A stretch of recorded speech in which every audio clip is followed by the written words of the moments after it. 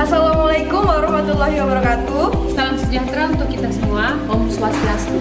Kami dari kelompok 4 yang beranggotakan saya, Firdaus Surya Rahmawati. Saya Aditya Wahyu Pangestuti. Dan saya Anggita Kamalakonda. Kami di sini akan mempresentasikan tugas makalah dari psikologi sosial yang berjudul Pendekatan Penelitian dan Pengembangan dalam Psikologi Sosial. Pendekatan penelitian adalah cara berpikir yang diadopsi peneliti tentang bagaimana desain penelitian dibuat dan bagaimana penelitian akan dilakukan. Sedangkan psikologi sosial ini adalah ilmu dasar yang bertujuan untuk memahami perilaku sosial manusia serta motivasi, kognisi, dan emosi yang berhubungan dengan perilaku tersebut. Pendekatan dalam psikologi sosial ini ada 3, yaitu pendekatan PATH atau Problem Analysis Tells Help, pendekatan PRA atau Participatory Rural Appraisal, dan yang terakhir adalah pendekatan LFA, Logical Framework Analysis. Jadi pendekatan dalam psikologi sosial ini bermaksud untuk menerapkan bagaimana tingkah laku sosial individu dapat dipelajari oleh individu yang bersangkutan. Pendekatan penelitian yang pertama adalah PAT, yakni Problem Analysis Test Help. Metode ini merupakan suatu metode yang digunakan untuk menggali permasalahan yang ada untuk menghasilkan kebijakan yang lebih efektif dan efisien dengan tes analisa permasalahan, di mana sebelum menentukan suatu objek kebijakan atau sebuah kebijakan diperlukan adanya analisa tentang situasi yang akan dihadapi melalui kebijakan tersebut. Selanjutnya, pemerintah dipaksa untuk mencari batasan-batasan tertentu dalam suatu penelitian untuk menghasilkan suatu kebijakan yang lebih baik dan tepat sasaran kepada masyarakat. Mengapa? Karena di setiap sasaran penelitian yang dibutuhkan oleh pemerintah atau target penelitian dari suatu kebijakan tersebut merupakan suatu gambaran akhir dari kebijakan yang akan diambil oleh pemerintah ke depannya. Dalam merencanakan suatu kebijakan, sesungguhnya hal yang terpenting adalah membuat suatu analisis kebijakan. Analisis kebijakan ini adalah suatu permasalahan yang di dalamnya harus berisi mengenai verifikasi, analisis subjek, lalu identifikasi masalah yang terkait dengan subjek, lalu membangun hierarki sebab akibat di dalam masalah, dan selanjutnya adalah memvisualisasikan hubungan sebab akibat di dalam sebuah diagram.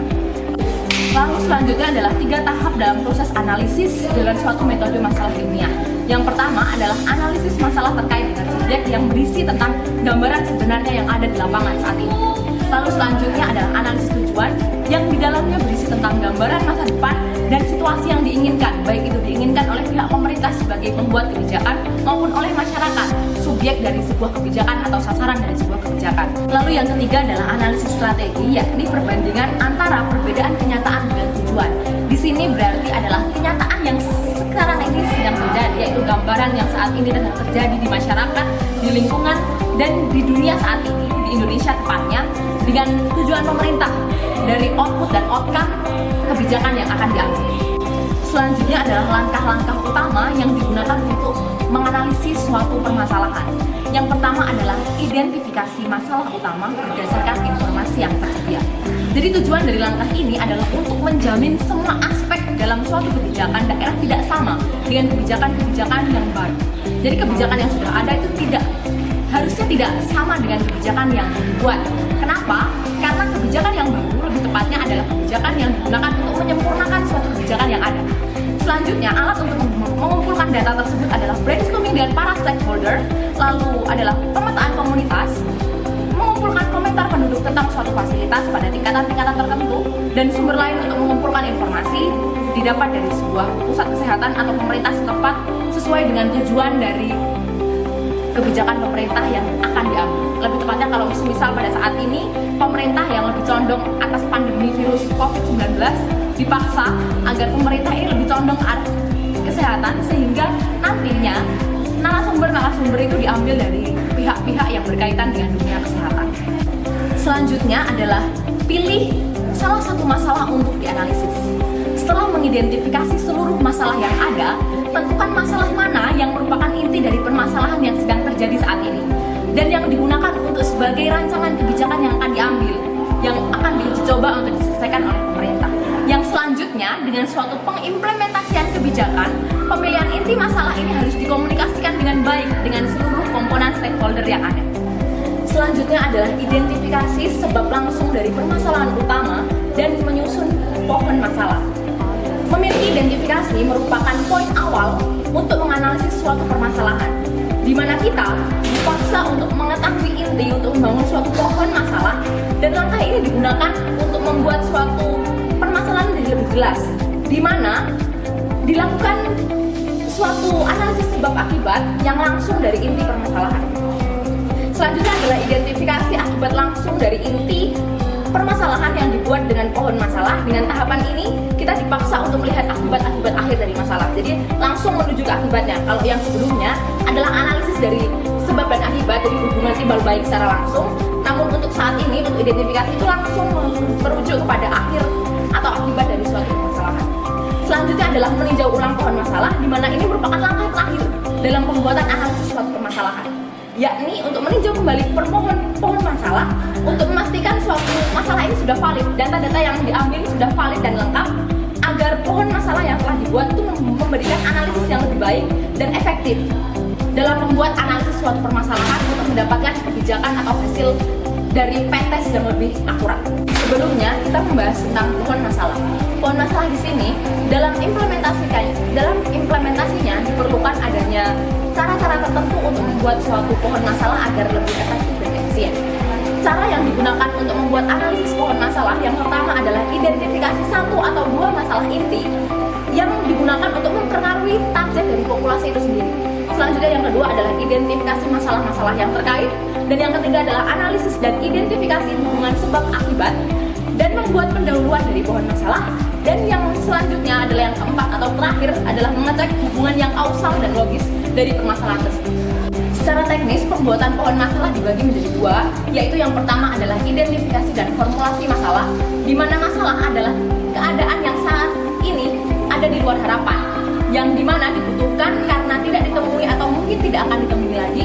Lalu adalah situasinya negatif, dan penyebab dari ketidakpuasan ini bermacam-macam, bisa dari konflik dan sebagainya. Lalu yang selanjutnya yang kedua adalah hubungan sebab akibat, yaitu dalam pembuatannya itu berupa akibat itu terletak di atas, sedangkan sebabnya itu terletak di bawah. Dan panahnya itu merupakan hubungan langsung. Jadi pembuatannya seperti ini. Misal saja ini ada flowchart yang atas ini berisi tentang akibat, lalu yang di bawahnya adalah sebabnya, dan diberi arah panah dalam pembuatan pohon masalah.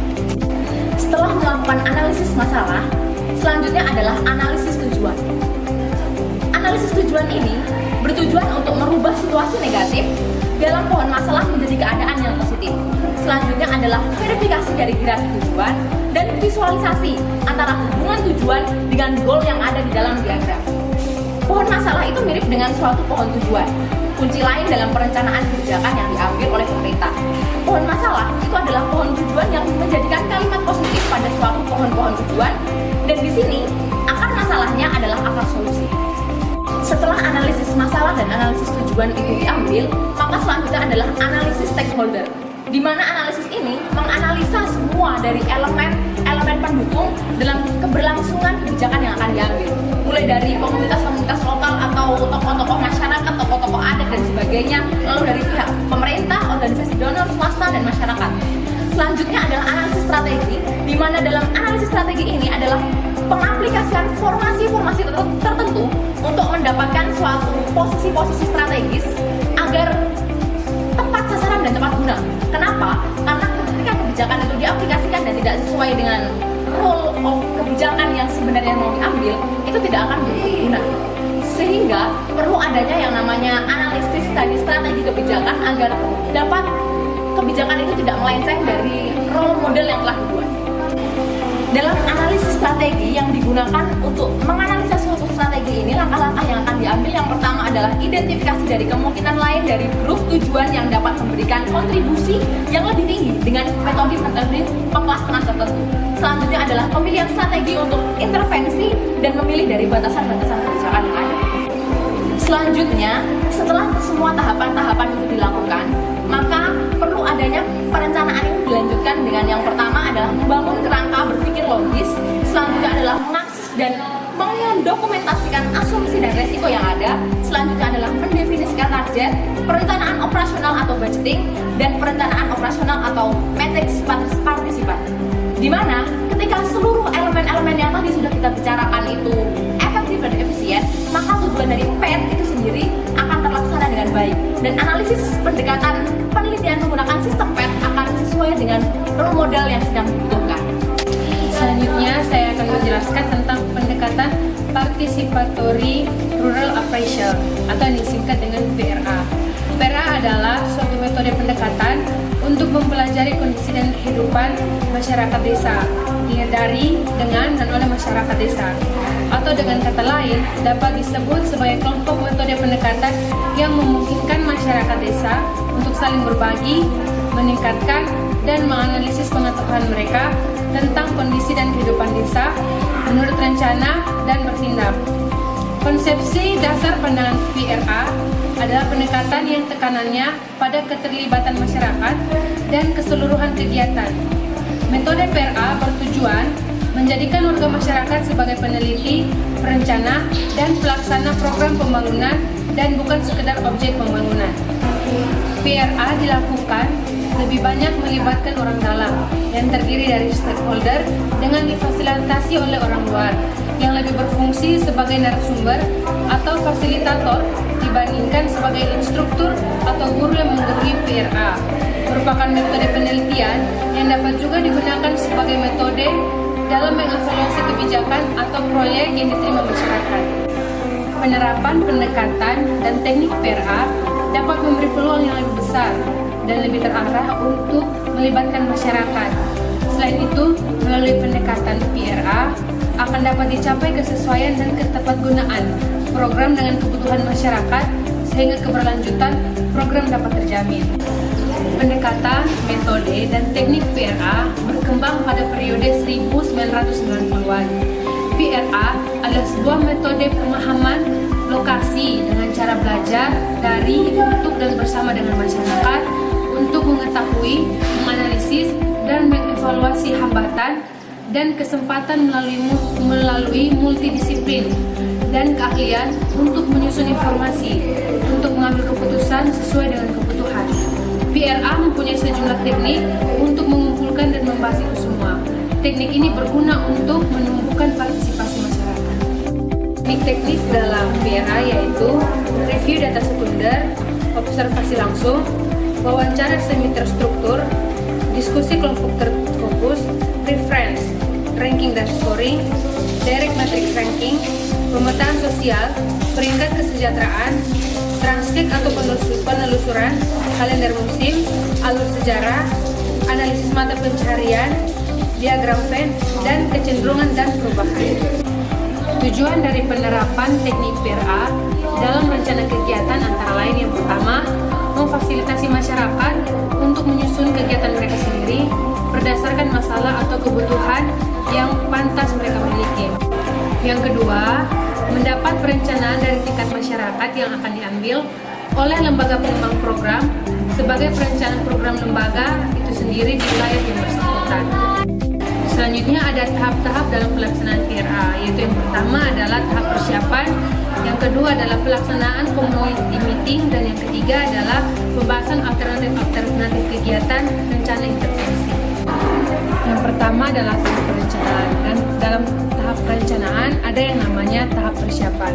Nah, dalam tahap persiapan dibagi lagi menjadi tahap persiapan bahan perencanaan, yang dimana seluruh informasi dari hasil kajian dari teknik-teknik PRA oleh praktikan dikaji bersama.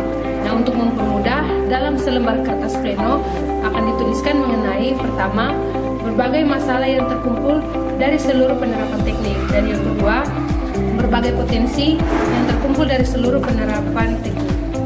Dan pada yang kedua yaitu penyepakatan waktu. Tujuan dari penyepakatan waktu adalah menghindari tabrakan kegiatan yang terjadi di antara masyarakat. Dan yang ketiga yaitu persiapan teknis. Nah, persiapan teknis ini bertujuan untuk menyiapkan waktu, tempat, konsumsi, dan mengundang para tokoh-tokoh masyarakat untuk hadir dalam kegiatan tersebut. Selanjutnya pada tahap yang kedua yaitu community meeting. Pada tahap community meeting ini, tahap yang pertama akan disampaikan maksud dan tujuan. Nah, biasanya maksud dan tujuan ini disampaikan secara singkat oleh pemimpin praktikan atau kepala desa atau wakil kepala desa yang disampaikan kepada masyarakat. Pada tahap yang kedua yaitu penyajian seluruh hasil informasi yang artinya seluruh hasil kajian disampaikan kepada peserta. Penyajian dilakukan dalam bentuk rangkuman dan menyampaikan masalah-masalah utama yang ditemukan di dusunnya, serta potensi yang ada. Setiap penyajian didiskusikan oleh para peserta pertemuan. Pada tahap yang ketiga yaitu pengorganisasian masalah. Perlu dilakukan seleksi proses pengorganisasian masalah. Langkah-langkah dalam pengorganisasian masalah adalah sebagai berikut, yaitu pengumpulan masalah, pengelompokan masalah, kajian hubungan sebab akibat masalah, dan yang terakhir yaitu pengurutan prioritas masalah. Dan tahap yang terakhir yaitu pembahasan alternatif kegiatan rencana intervensi. Nah, setelah seluruh masalah teridentifikasi melalui community meeting, maka dibuatlah rencana intervensi. Nah, langkah-langkahnya sebagai berikut, yaitu nama kegiatan, latar belakang masalah, tujuan, metode dan teknik, hasil yang diharapkan. Nah, para partisipan yang terlibat dalam kegiatan yaitu sistem inisiator, sistem pelaksanaan perubahan, sistem klien, sistem dukungan, sistem implementasi, sistem kegiatan, sistem target atau sasaran, sistem pengawasan. Selanjutnya adalah kesiapan sistem bekerja, waktu dan tempat, peserta, narasumber dan materi, jadwal kegiatan, kepanitiaan, rincian anggaran, dan yang terakhir yaitu analisis SWOT. Untuk yang terakhir adalah pendekatan LFA atau Logical Framework Analysis. Jadi metode LFA ini dikembangkan oleh Leon J. Rosenberg ketika dikontrak USAID pada tahun 1969. Di sebuah perusahaan yang didirikan oleh Rosenberg ini kemudian meluaskan penggunaan metode ini kepada 35 negara.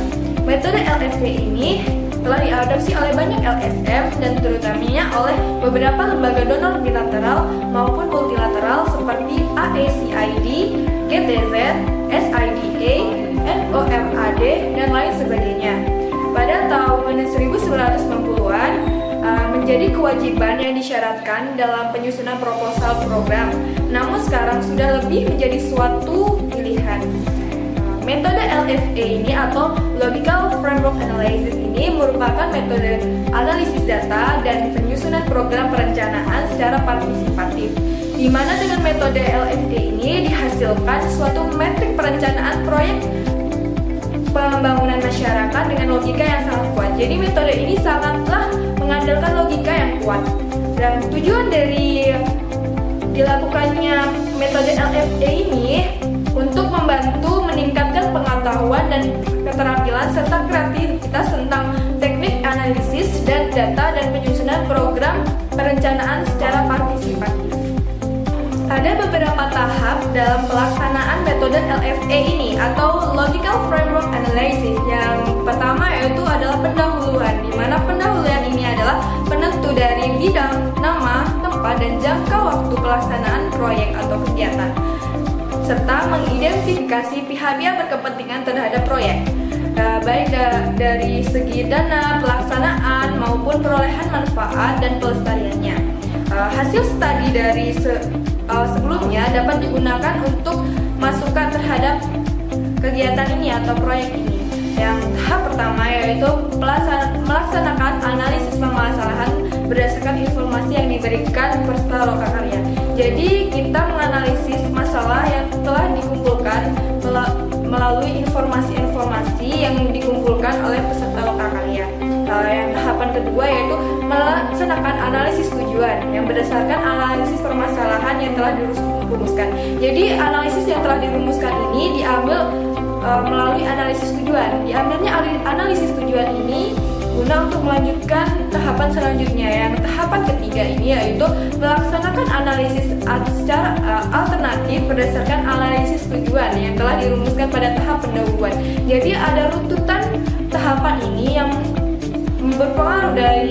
berpengaruh untuk tahapan-tahapan selanjutnya. Yang mana tahapan ketiga ini menentukan analisis alternatif yang berdasarkan pendahuluan yang mana telah ditentukan bagian-bagiannya.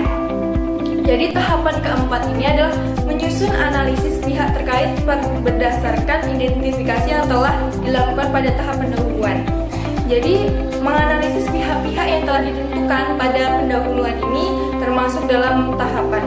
Yang tahapan kelima yaitu Menyusun MPP atau metrik perencanaan proyek, yang mana berdasarkan analisis alternatif dan analisis pihak terkait.